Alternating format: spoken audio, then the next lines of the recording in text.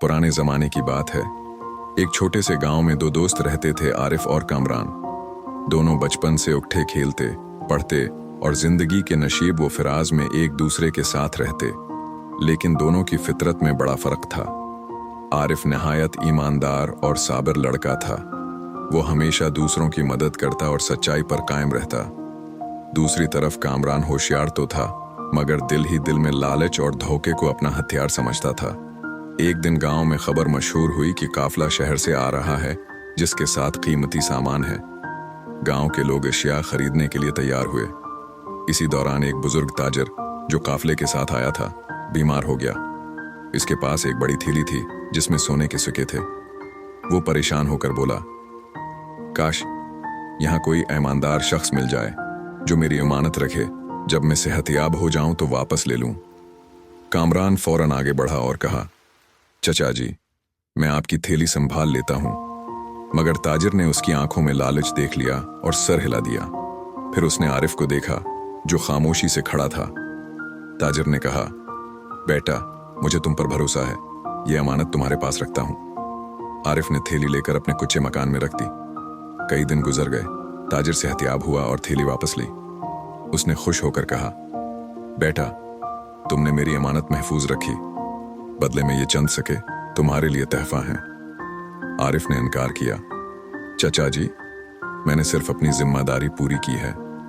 ये देखकर कामरान के दिल में हसद की आग भड़क उठी। उसने दिल में कहा, अगर मुझे वो थैली मिलती तो आज मैं अमीर बन जाता। चंद माह बाद एक और काफिला आया।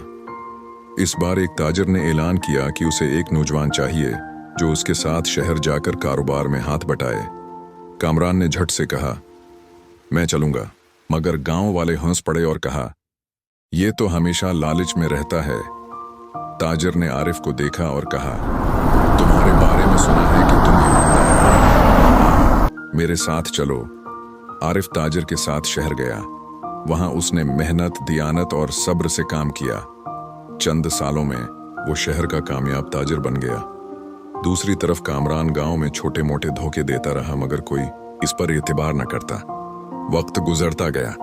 आरिफ वापस गांव आया तो सबने खुशी से उसका इस्तकबाल किया। वो दौलतमंद तो बन चुका था, मगर गुरूर से पाक था।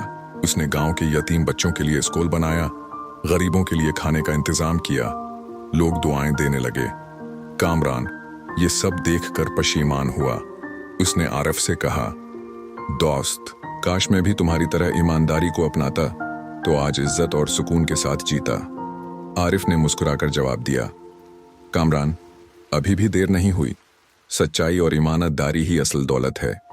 सबक, अमानतदारी और सच्चाई वक्ती फायदे नहीं देते, मगर आखिरकार सबसे बड़ी कामयाबी उन्हीं को मिलती है। अगर आपको ये कहानी पसंद आई हो तो चैनल को सब्सक्राइब करें, वीडियो को लाइक एंड शेयर करें और बेल आइकॉन जरूर दबाएं ताकि और भी दिलचस्प और सबक आमोज़ कहानियां आप तक पहुंचती रहें।